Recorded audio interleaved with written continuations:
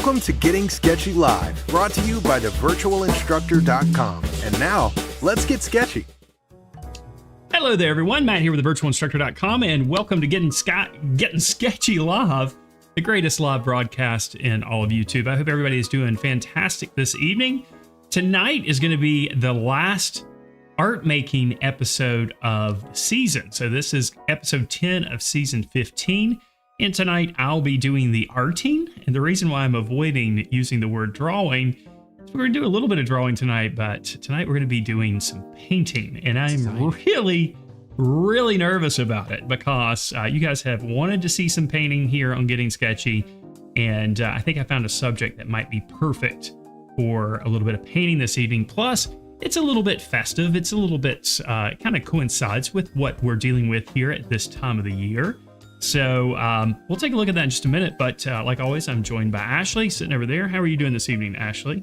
I'm doing great, Matt. Thank you for asking. And I hope you folks are doing as well. Also on this penultimate episode of Getting Sketchy, I've seen Matt's his reference, and it's perfect for the season. It's very festive, very bright, and I think you're going to enjoy it. Even if you've got different materials, I think for the subject, there's other materials that would lend themselves well to his reference. So we're talking about the reference. What we're going to be painting tonight is a candle on black paper with opaque watercolor or gouache. Now, if you don't have gouache, I recommend you pick some up. And if you don't have black watercolor paper, it's a wonderful surface for using gouache. I don't think it's so great for using watercolor, but with gouache, it's fantastic. And that's what we're going to be using tonight. Gouache, pastel, colored pencils. You know, if you're not drawing on black paper sometimes, then you do need to get some, because both Matt and I usually each pick at least one subject for black paper per season. I think that's probably pretty standard for us here on Getting Sketchy these days. Now, this will be my second drawing or my second image on black paper this season. I did the cat with white charcoal on black paper. So you got to get some black paper. I'm doubling down on the black paper this season. Anyway, the photo reference, if you are watching this on YouTube, you'll need to go to the YouTube channel. So to get to the YouTube channel, click on the little icon of my face down in the lower left-hand corner. That will take you over to the YouTube channel. If you haven't already, make sure you subscribe while you're there and click on the notification bell, of course, and look for the post tab. And the post tab, when you click on that, you'll see the top post is a little description of what we're doing tonight with a link back to this video and also the photo reference there. So if you're watching this on thevirtualinstructor.com, which you can do now complete with the chat box, all you have to do is look underneath the video in the resources tab and you will see that photo reference right there, easy to download from there. So again, you're watching this, you might be watching this on YouTube, but you can now watch the live streams for Getting Sketchy on thevirtualinstructor.com and have access to the chat box and all the resources and materials without having to go to the post column. So you can check that out, of course, by visiting thevirtualinstructor.com. And speaking of which, thevirtualinstructor.com, you're here because you like to draw or paint, or maybe both. And if you want to check out what we've got over at thevirtualinstructor.com, you'll be pleasantly surprised because we have tons and tons, thousands of videos on drawing and painting, covering every subject matter and every media that you can imagine. We have courses, weekly live classes. We do weekly critiques as part of the Members Minute. There's also a year-long curriculum there for visual arts teachers. So check it out. You can scan the QR code on your screen, or you can look for the link in the description below. Either way, it will take you to the same place. So if you haven't checked out thevirtualinstructor.com, I encourage you to do so. And someone is saying that Ashley's mic is too low. He's not as loud as Matt. It's not low. I'm just much farther away. So I can try to turn up Ashley's mic. Yeah, let's give him a little bit more. A little bump. All right. I hope that sounds better for you folks. Yeah, we don't want Ashley clipping. He's now clipping just a little bit, but that's okay. That's true about the sound. Listen, guys. Let me forward. I got to tell you. Last week, I realized that there was some crackling and audio issues with our live stream for the members. and also with the Members Minute, which I record here as well. And after ordering a new soundboard and new mic cables, the sound card in the computer actually died. So I have a new soundboard this week. This is the first broadcast with the new soundboard. So if the levels aren't, okay, yes, that's better. If the levels aren't perfect, well, we need to tweak them a little bit. So guys, just if you can hear us and understand us, that's good enough. All right. So let's go ahead and switch over and take a look at the materials and get into this one.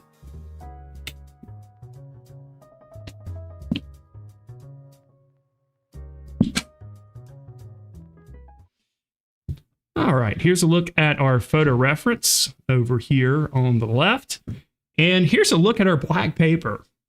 Now, I've actually drawn some lines here to define the picture plane. You might not be able to see them, though, because it's black paper, and I drew it with a graphite pencil. I see those on my feed. But they're there, and we're going to be working on a smaller surface here, a smaller picture plane. This measures 4 inches by 6 inches. And I don't even have any tape around the edges because we're not going to need it. We're going to use the black of the paper. The edges.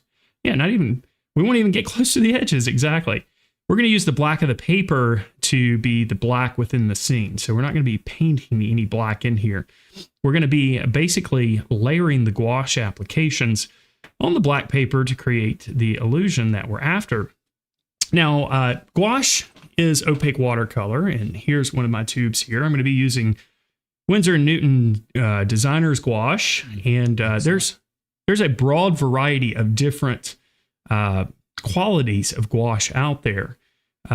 Winsor & Newton Designer's Gouache is some of the best. It's expensive, but you get what you pay for. And the gouache will last for a really long time, too. So I'm going to be using Winsor & Newton's Designer's Gouache, and we're going to be using white. I have no idea what specific colors I'm going to be using until I start mixing, but I imagine we're going to be using the white here. We're going to use the Permanent Yellow Deep, which is a warmer yellow compared to the primary yellow that's in this set.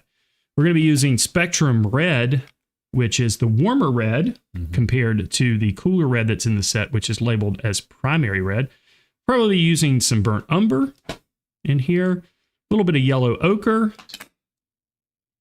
and probably the primary blue. I can't hold it in my hand, though, so I'm going to grab another tube and bring it over here. All right, so you will have some blue in there. We'll have some blue. There's some blue in the flame. You have to look real close. Now, I'm going to be mixing all these colors right here in this little tiny watercolor tin that I have over here. First step is going to be to lightly draw out the candle with the graphite pencil, kind of use that as a guideline. And then we'll mix up some colors and we'll start painting.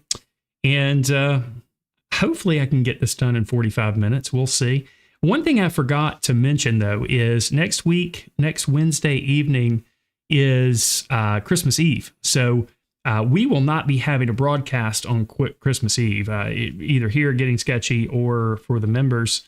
But we will be back the Tuesday before New Year's Eve. So that will be December 30th. And that will be the wrap-up show for Getting Sketchy. And we'll continue with the live lessons on that night. We decided to do it Tuesday because we figured you guys would have such busy plans on New Year's Eve that you might not be able to join us. So mark your calendars to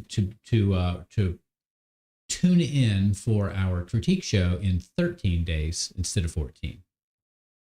And it turns your mic up even more. Okay, very good.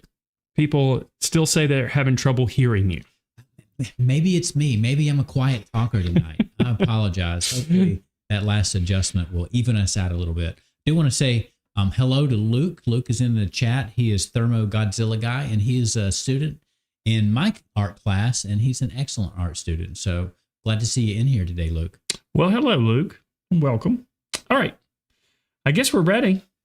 All right. We'll have to start the timer. And ready to start off he goes. Oh, I forgot to mention. I forgot to mention a lot of things, guys. I am really discombobulated. This week has been crazy, and I'm just a little not in my normal mode because of the new equipment and all that. But I forgot to mention that if you are watching this live on YouTube, you can use the chat box to post comments and questions, of course. If you have a comment or question that's directed at Ashley or I, we ask that you use the super chat function.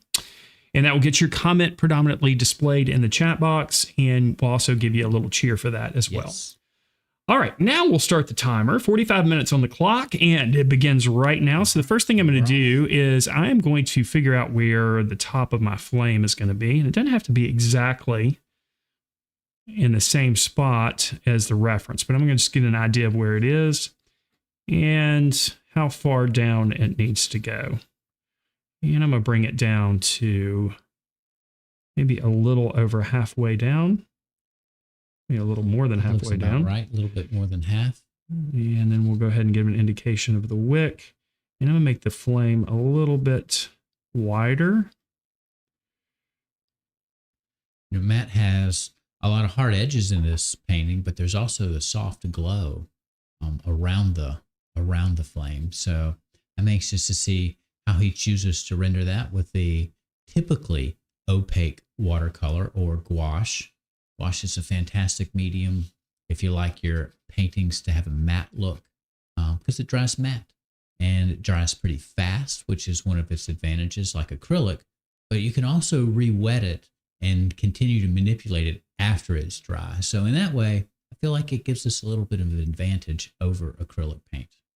And if you are watching this on the virtualinstructor.com, there is a write-up about gouache there, so you can learn a little bit more about the medium underneath the video. All right, so I'm just kind of getting an idea of the texture of the candle here and also how wide I want it to be. And we got a lot of freedom with this candle. It doesn't have to be, you know, an exact replica of what we're seeing in the reference. As far as width goes and all that. Right. I reminded one of my own students today that when we look at artwork that we love, we never see the references that they were made from. We just see the finished product, the artwork. So it's a little different here because we're watching the drawing or painting happen, and we can see the reference. So sometimes we can be a little bit critical of ourselves, more so than folks who might appreciate our own art will be when they see the art as a standalone, as a standalone piece out of the context of the reference. Okay, I've got a pretty good guideline to begin with, and I think this is about all the information I need with pencil, and we're ready to start mixing up some colors. So I'm going to start down here at the bottom and kind of work my way up to the top, because this here, I'm going to start down here at the bottom part of the candle and then save the flame for later in the process. Very good. So let's start with a little bit of permanent yellow.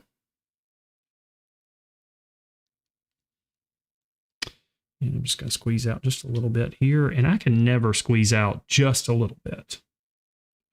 Never works for me that way. I'm going to take a little bit of yellow ochre. Put it out here as well. And these lids are something else to get off sometimes. Tell you what. Those little Winsor Newton lids. They're sharp. A little bit of burnt umber here. I got a question from GP3798. Says, why don't you start directly with watercolor pencil or paint with orange color to start with a brush stroke? And I think that's a good question. And I think Matt can answer this for himself. For me, I would say, I think that the pencil is a good choice here because the entire surface of the picture plane is not going to be covered with paint.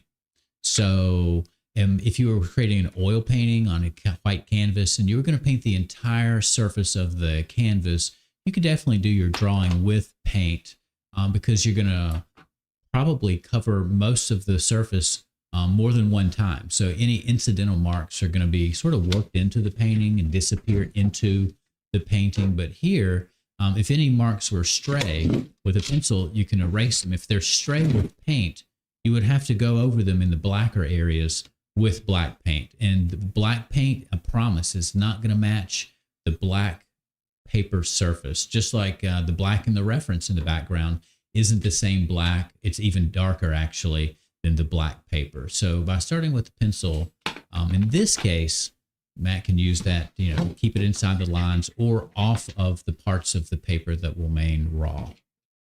That would be my estimation.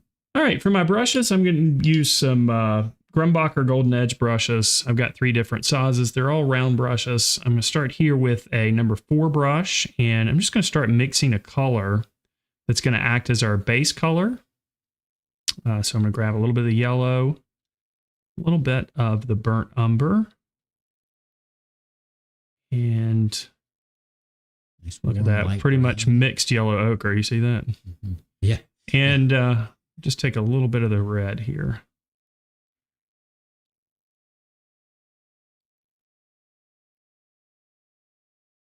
And then I'm going to lighten that up just a little bit with some white.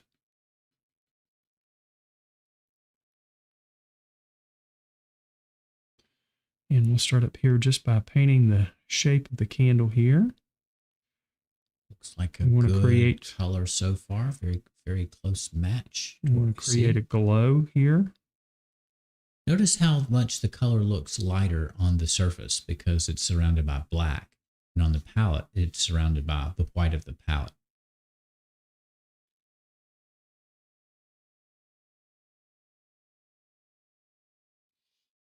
Now, you typically like to work with a gray surface, or for a palette? Yeah. No, I usually use white. Oh, okay. Like a glass palette with a white paper underneath. I may have a gray one. I may have a gray one also. If you make your own palette with a sheet of like 2 mil glass, like what goes into typical house windows, then you can put whatever color or value really that you want underneath there. So you could have a palette that's white on one side and black on the other, and move color back and forth between those two values to see, maybe get a better understanding of the true value of a color that you've mixed before taking it into your painting. I think that's a good idea. I even think there's a glass palette that is commercially for sale. I feel like I saw one. I don't want to say what website because I may be wrong, but I feel like I saw one for sale online that was tempered glass, and it was white and black, half and half. Got a question from Buddy. Will you use the black of the paper as its own color, or so that it shines through? Well, yes and no. Some of the black of the paper is going to show through in areas, especially when we do the glow around the flame. Mm-hmm. But in other areas, you can kind of see there's a little bit of shadow back here. Mm-hmm. If we want to keep that, we can. But I'm just kind of putting down some color and then working it and see what works and what doesn't. I have the power here, of course, since we're working with gouache, to manipulate the color after it's on the surface, because when we add more water, it reactivates. But you plan to work more opaquely, except for maybe the more glow. Opaquely. But you see how this is kind of, we want this to fade out. Oh, so yeah. I'm going to go back and I'm going to actually lift up some of it. Okay, so you're going to take add a little bit of water of translucency down there, the bottom of the candle, and maybe around the flame. It's going to need to get a little more red as we go down too. Mm-hmm.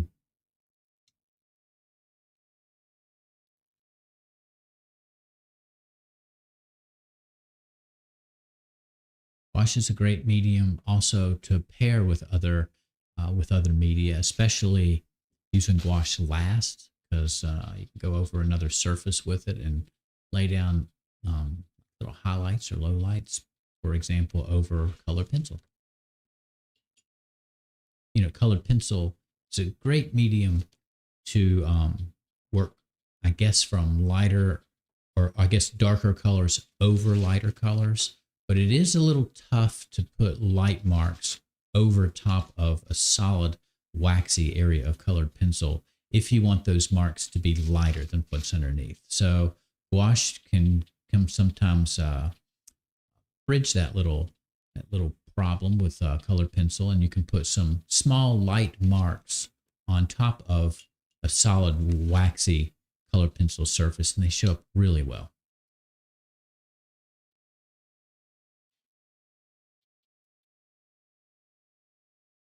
And we get a little bit more orange as we work our way down. So a little bit more red in there.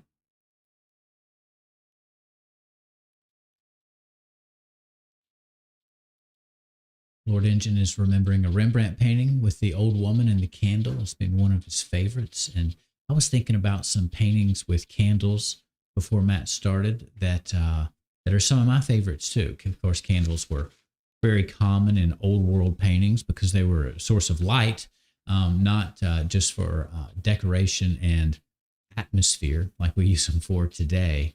And one of my favorite artists that made candles sort of a focal point, for lack of a better term, in his artwork was the French artist Latour.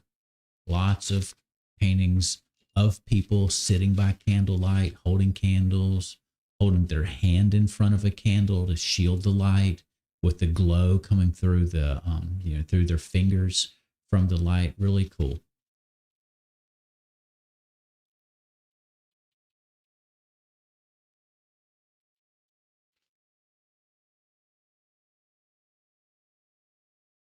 I remember, see, who painted the famous painting of Napoleon in his office? Got his hand in his jacket. Who painted that? I don't know. It escapes me right now. Maybe one of you folks can tell us in the chat. But he's in his office, standing in front of his desk, and there's a candle in the painting. And of course, this is when people, of course, used candles for a practical purpose, not just to decorate around the holidays. But I learned in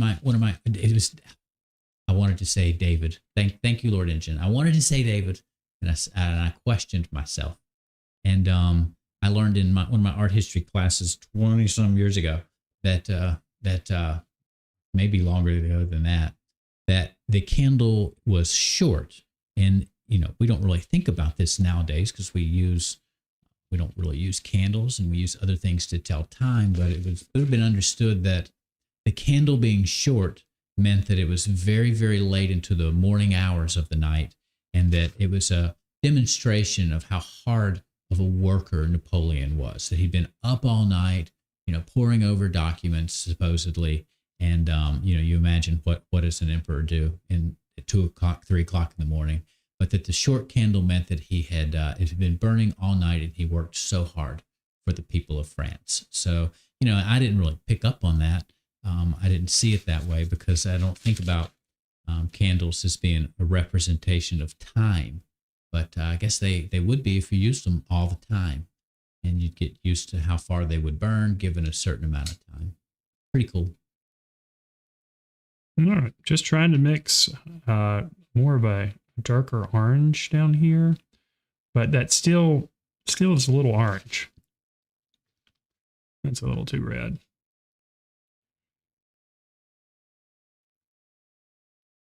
That's much better. Mm-hmm. That's a little too strong still, but better.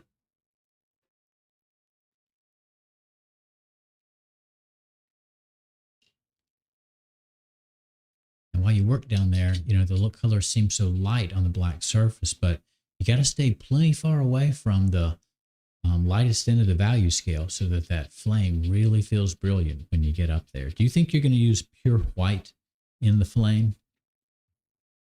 I don't know. It's so brilliant. It might have a little bit of yellow in it.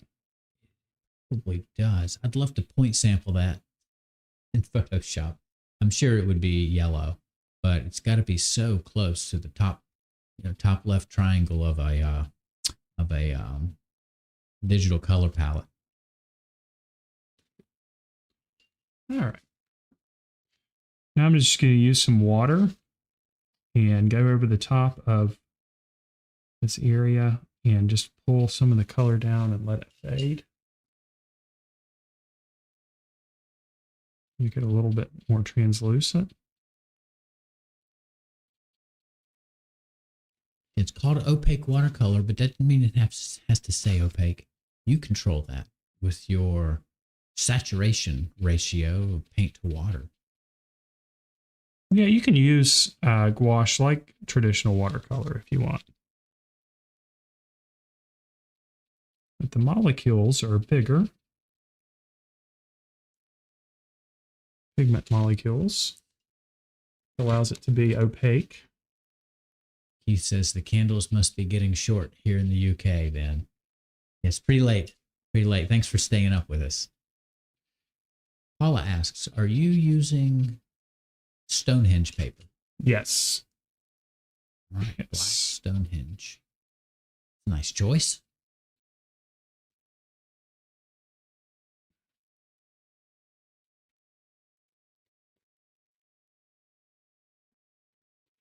All right, let's add a little bit of some lighter values up here, and then we'll add some darker ones here. We just need to bring a little bit more light on up here. Grab a little bit of yellow ochre too, even though we're kind of mixing our own yellow ochre up here.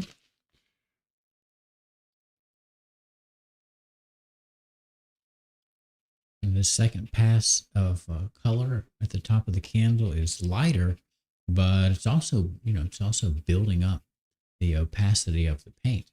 And so we see less and less of any of the black paper show through up there. It gets lighter on 2 accounts. But he says your candle already looks much nicer than the reference. Your colors make me feel cozy.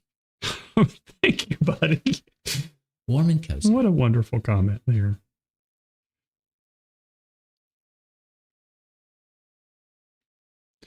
So this will be the last episode before Christmas. I hope you guys have a wonderful Merry Christmas. That's right. And you have your own little candles to light at your home. Do you have electric candles in your front windows right now, Matt? Mm-hmm. I thought so. We do too. Electric candles. A Christmas tradition. That's right. Now, we're kind of a candle family at my house too. I say my wife and daughter are candle people. So they buy candles and they burn them for no reason at all in the middle of the day. There's no reason in terms of light, just scented candles. They're really into scented candles. And candles are pretty expensive. Yeah. By my estimation. My wife does the same thing. We even have these little things that heat candles, but don't burn them. Ooh. So you get the smell, but they last. You get the smell and stuff, but Interesting. Some of them smell really good. And we've got some candles that also make a crackly sound. Like the wick is made of a wooden stick, like a thin wooden flat stick. And it crackles like a real fire. Well, it is a real fire, but you can hear it crackle like a wood fire. I do like those. They're really cool, especially late at night when the house is really quiet. You can hear that crackling sound. You can hear them crackle, huh? Mm-hmm. It's not Rice Krispies, though. Sounds like it, but louder. My wife got these candies from somewhere that they like one type of the candy. It's chocolate with little potato chips in it. Sounds pretty gross, but it's pretty good. Oh, chocolate. And then there's one candy potato chips sound good that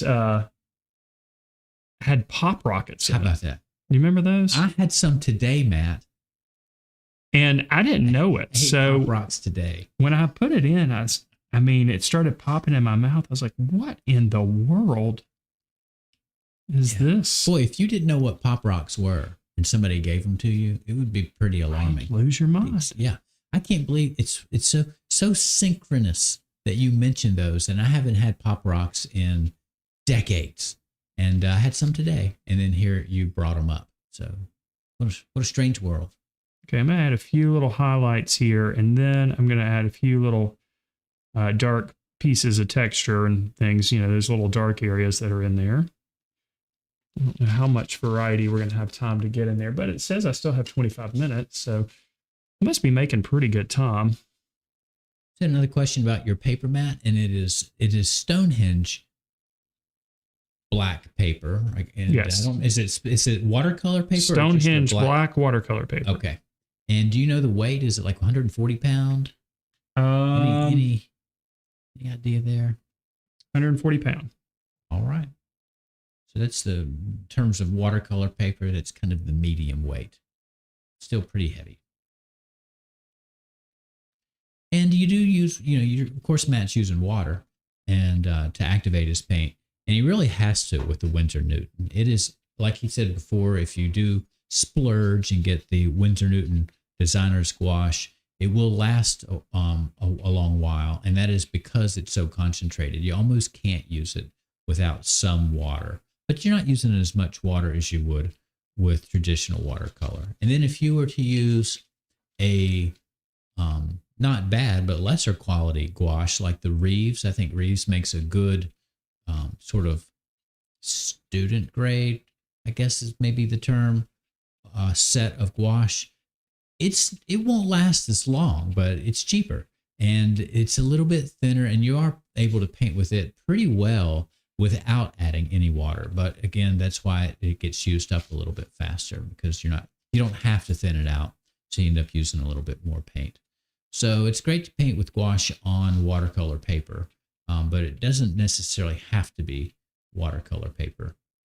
If you're going to use it sparingly, like in a mixed media fashion, or if you're using maybe a slightly lower grade, a step down from the Winsor Newton Designer's Gouache. And is this hot press? It's cold press. It has the texture of cold press paper. Okay, I didn't really see. Yeah, it's cold press. I couldn't tell. I couldn't see any little dimples in it on the feed. Very good. All right, I'm just going to go back here and make this a little bit stronger, and then work that transition a little bit.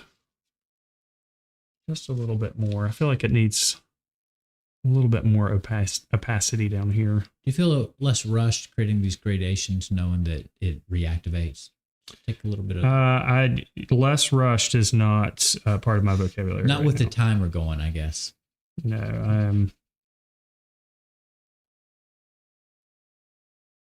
I am not feeling. I am feeling the pressure. Well, you've only hit the halfway point almost exactly in the 45 minutes.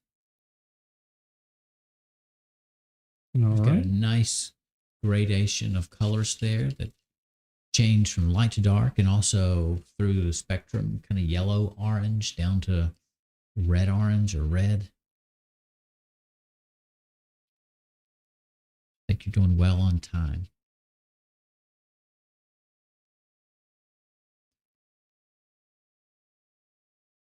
All one word Cap says, wow, looks great. And I agree. It looks really good. You get those little tiny darks, those little burnt wax looking pieces to put in. Going to be using that's next. Black and brown for that. I'm going to use a little bit of black and brown. Yeah. Exactly. And you know what? Maybe a smaller brush is in order. Still using that big old brush.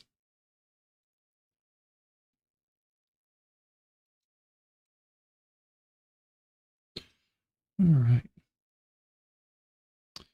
Sometimes I like to put a little bit of the color down and then wipe my brush off, then go back in and then move it around.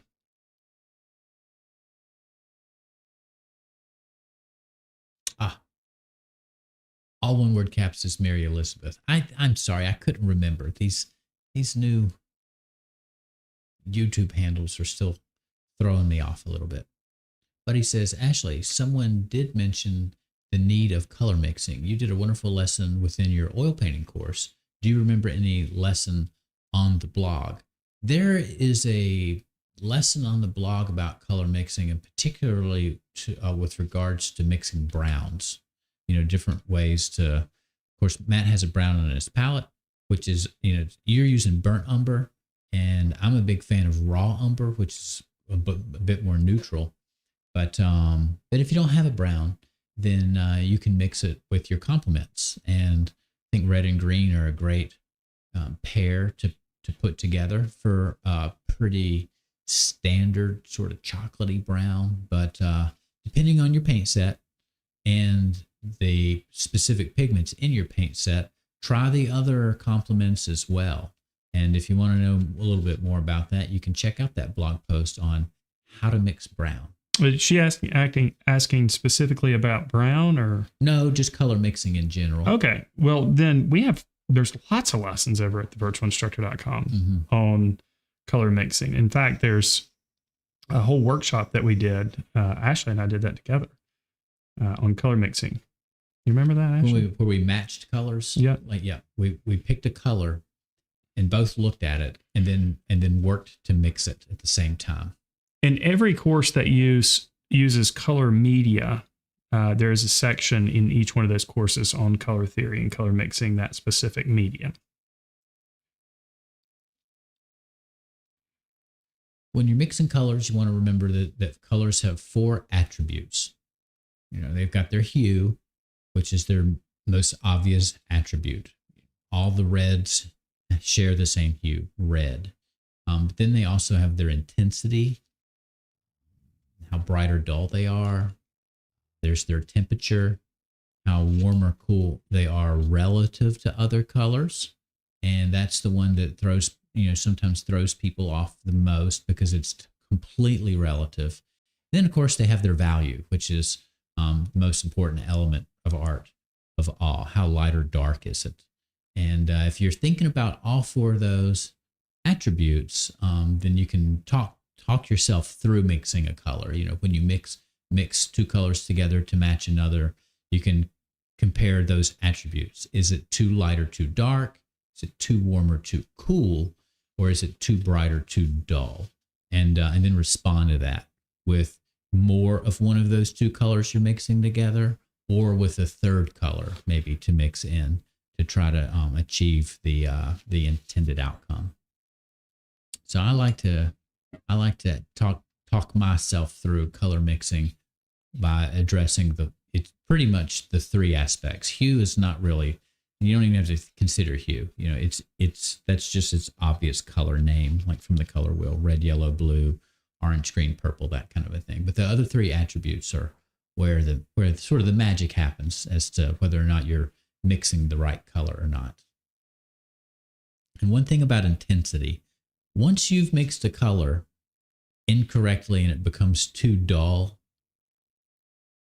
I don't even really try to save it after that. I just abandon that little mixture and start over, because to bring it back to being a brighter color requires such a high addition of more paint by volume that you're going to end up with a pile of paint that's way bigger than you need for probably what you meant to paint that color in the first place. So once I mix a color down and it accidentally gets too dull, I just abandon it, start over. You're going to waste some paint.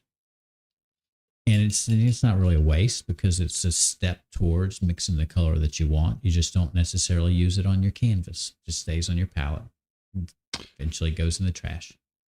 All right, we're going to move on to the flame now, and we're going to see if we can't build up a really strong contrast between the flame and the candle underneath. Mm-hmm. So I'm going to start down here at the bottom with the wick.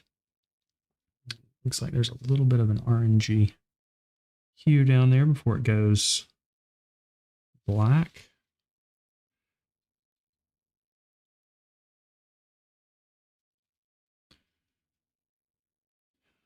And let's go ahead and start with the larger section above. I'm going to try to get a strong mixture here of the white with just a touch of the yellow in it. You can see that white is just, I gotta find the wet paint in there. Yeah.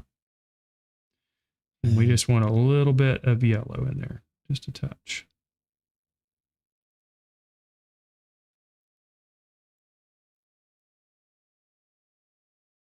And we want this to be pretty opaque too, so.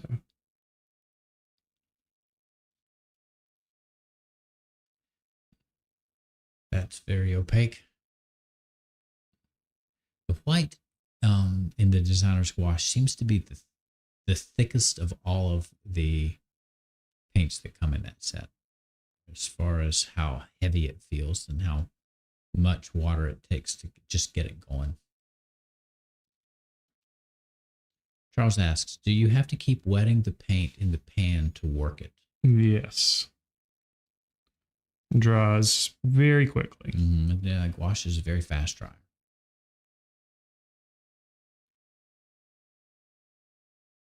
There's a little bit of a semicircle in there, if you can see that.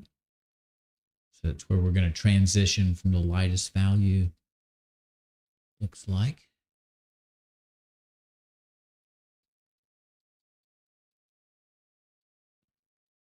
But someone in the chat, a few comments up mentioned, let's see, it was GP, that gouache is a technique that can be very interesting. Plein air and gouache tempera was also used in the past for preparatory sketches for oil paint. Yeah, gouache is great to use plein air. It travels easily, and because it's solvent as water, just like regular watercolor, water's pretty plentiful. It's not dangerous or smelly to carry around. So, and the tubes are small. You usually do relatively small paintings with it, and so I think it's a great medium to carry. It doesn't feel too different, really, even than painting with egg tempera either. I know it's not made of the same stuff, but egg tempera has that matte finish to it unless you buff it out when you're finished, and so it feels almost like a replacement. Could be you could paint using egg tempera techniques with gouache. It's kind of a substitute. Very versatile.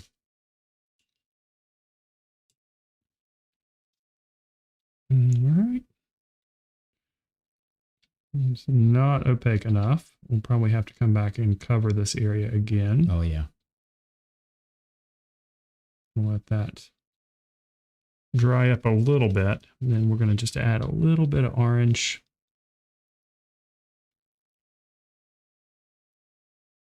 Lord Engine mentions that egg tempera does dry almost instantly, though. Gouache is pretty fast, too. They're both super fast dryers. Mary Elizabeth says, have you ever made egg tempera? Yes, and I just had a student recently make and do 2 egg tempera paintings, and I have a great book, The Painter's Handbook, that one of my old professors wrote like 30 years ago, and it is very extensive in terms of like how to make the egg tempera, and just some really great advice in there.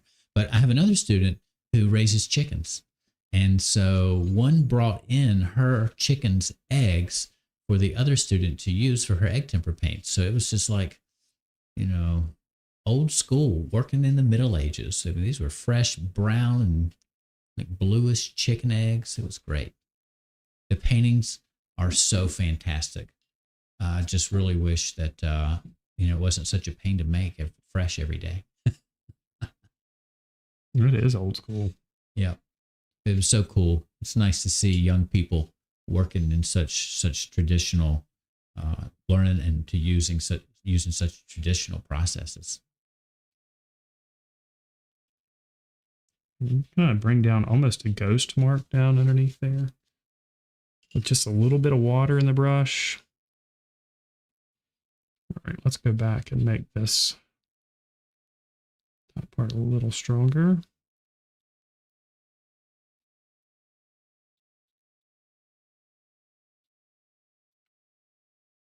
Lord Engine, I see your comment about brushes and feathers. We didn't tie any of our own brushes, so I guess that's where we drew the line. We kept it all in the classroom, didn't go out on a hunt for those types of materials. But, that would be fun. Try to make some of our own brushes, too. I'm going to suggest it.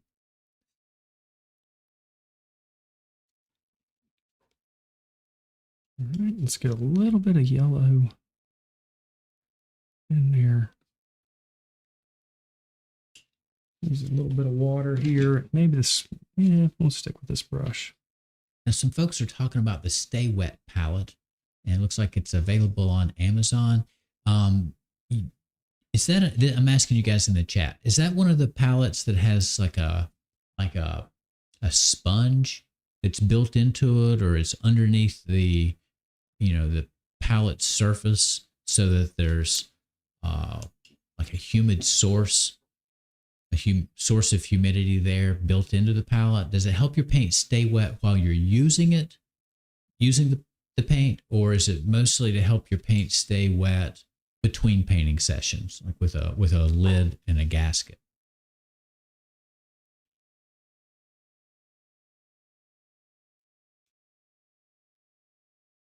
Okay, Charles says it's got a sponge underneath. So maybe you don't have to add water as frequently while you're, to keep your paint's viscosity the same while you work. Very good.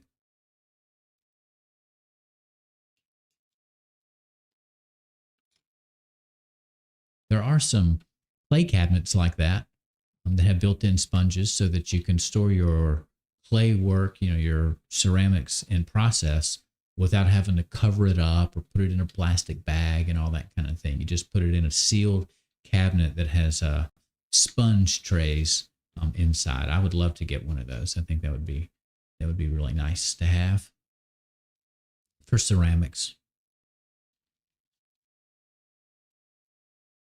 All right, let's add a little bit of an orange glow around the outer edge. And then we'll add a little bit of blue in there too. So let's see if this works. We're going to take a little bit of the yellow and the red here. More of the yellow. Doing well on time, Matt. Well, doing okay on time. Let's start up here at the top. There's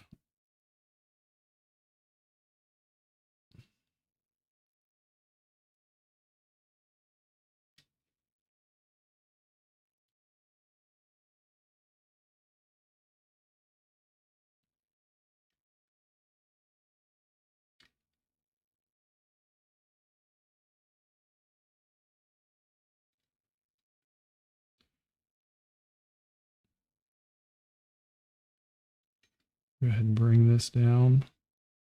Pretty opaque.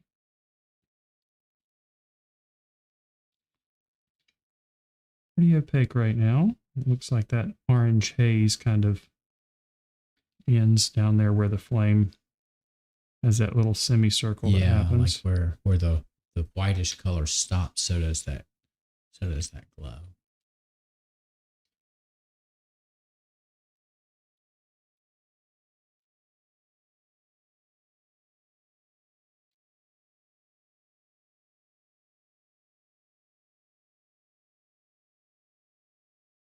Do you guys have a store of candles somewhere in case the power goes out? Us? Yes. Or flashlights? We have candles in every room already. All right, so they're so ready. You're ready. I think we'll probably be okay. You don't even have to get them out. No.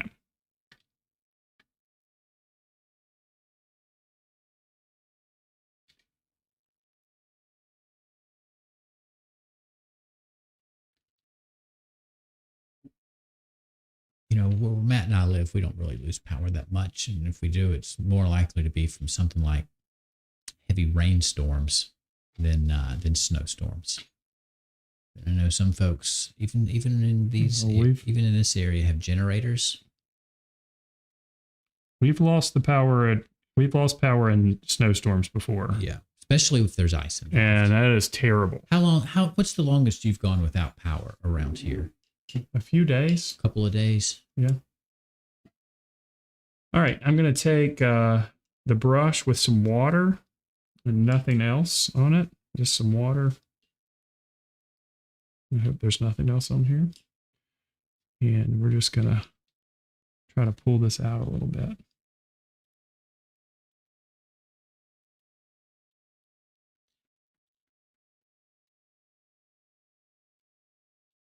See your comments about our group here. This is a great group of folks that are here in the chat regularly, week in and week out. And of course, we'll be off next week, and then we just have one more lesson in this series this season of 11 episodes. But Matt is beginning a brand new live lesson tonight. And so if you're worried about you're getting sketchy withdrawals symptoms, then you could join us over at the virtualinstructor.com for this brand new series, new live lesson. And we keep that going continuously, even when we're on a break from Getting Sketchy. And it's quite a few. Well, except next week. Except next week, because it's Christmas Eve. Yeah. What do you think? Maybe 1 to 3 weeks out of the year, there's not a live lesson. Yeah. But that's about it. Yeah. So they're pretty. Yeah, it depends. Consistent. We get sick or When we get whatever. sick. Yeah. That's true. But it's a great time to jump in now because a brand new series is going to begin, and they're usually 8, 9 to 10 weeks, something like that. That's about how long they usually last. This one might break the bank, though. That's true. This one might be the longest one ever. Wait till you guys see the reference. Wait till you guys see it. Oh my gosh! I think the longest one. I am up to really now is trying to 11 kill weeks. myself here. Yeah. Hmm.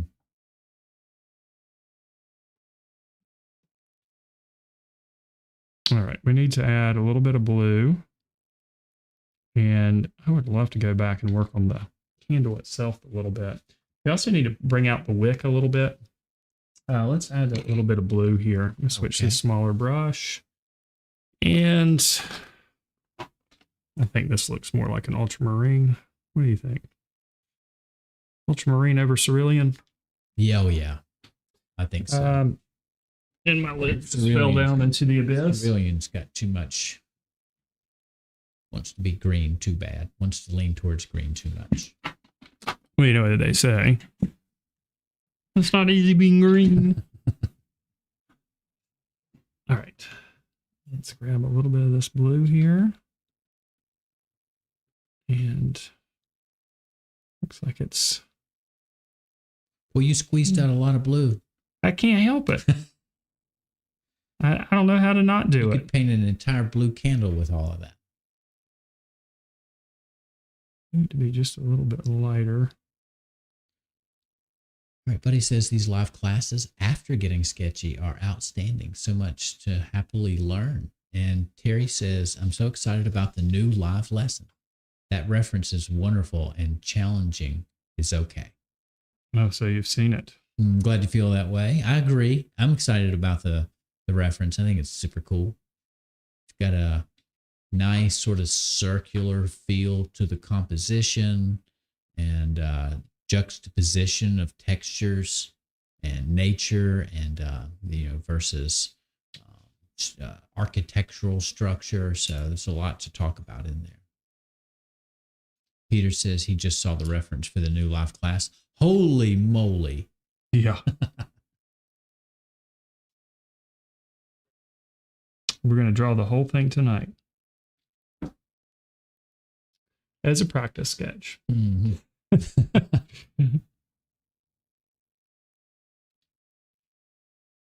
All right, just a little bit of water. Soften that blue up a little bit.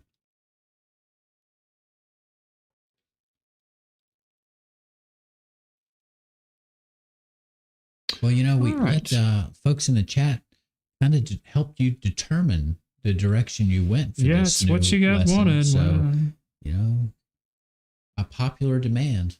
Here it comes. You get what you ask for sometimes. All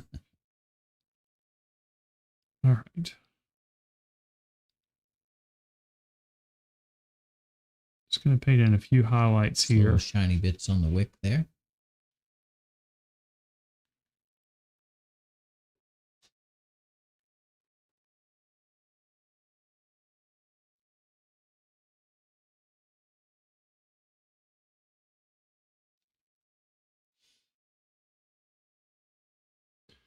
All right, I am actually going to use a little bit of black here with the brown to help us see that wick a little bit. Just give it a little bit of contrast against the paper.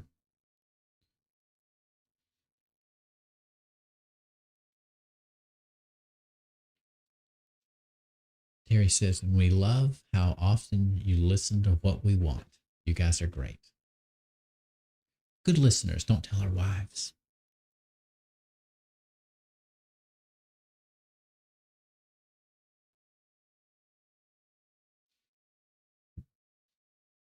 All right.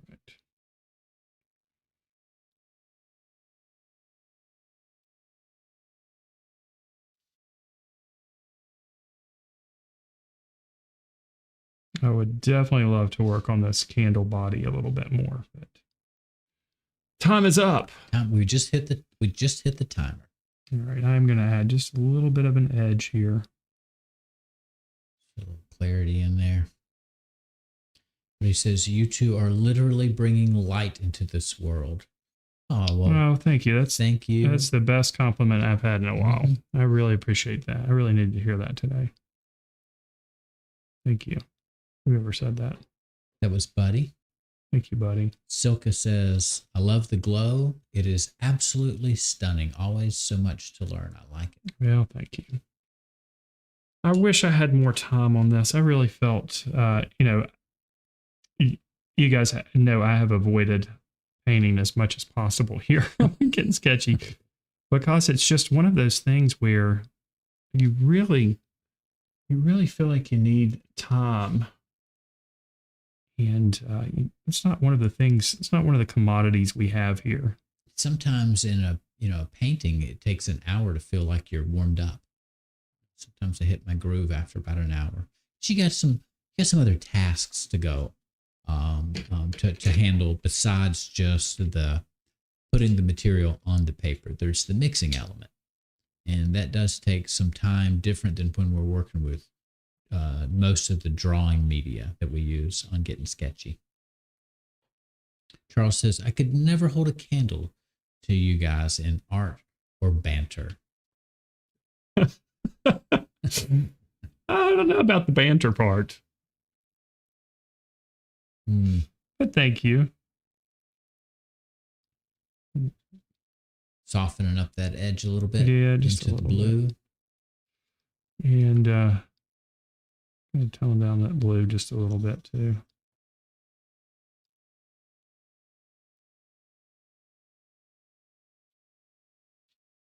All right, it's a little bit too light, but for a festive time of the year.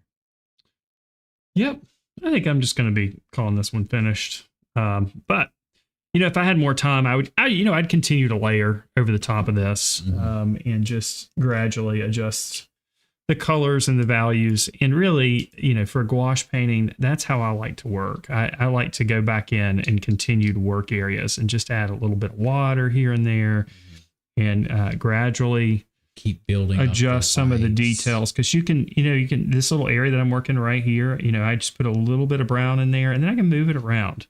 Yeah. If I want a little bit more red or orange in there, grab a little bit of that, put it in there, and just kind of work it around. And you can work very slowly back and forth between light and dark values and get it where you want it to be. But I don't have that kind of time. Not on Gettin Sketchy. Not here. All right. We'll call that finished. All right, very good. Barry in the Garden says, gorgeous. And Buddy says, what is banter? Like, banter is the conversation back and forth. Yes, it's talking. You can see I had my little thing taped down here, so it wouldn't slide away. Ah, yeah. There we go. And maybe you guys can better see the picture plane now. Those little pencil marks that sort of frame out the composition. There it's it is. Not very big. A pretty small painting. All right, I'm kind of okay with this, but all right, it is what it is. Well, we'll take a week off, and then we'll come back and we'll talk about it, because that's what we do. That's right. The very last episode, we look at all 10 of our sketches, drawings, paintings, whatever they may be, and we discuss what went well, what we would do differently, and sometimes talk a little bit more about the compositional choices that we made along the way. And it's a great show. It's fun to go back and look at our artwork once we've got a little separation in time between us and it, and some of the choices we made sometimes they become a little bit clearer in how to express them during that wrap-up show of the season, the critique show. Yeah, and sometimes we really don't like a piece when we make it, and then we like it a little bit more. Exactly. At the end. Yeah, that happens. That happens often enough. Yeah, I hope that happens with this piece for me. All right, guys, let's switch on over here.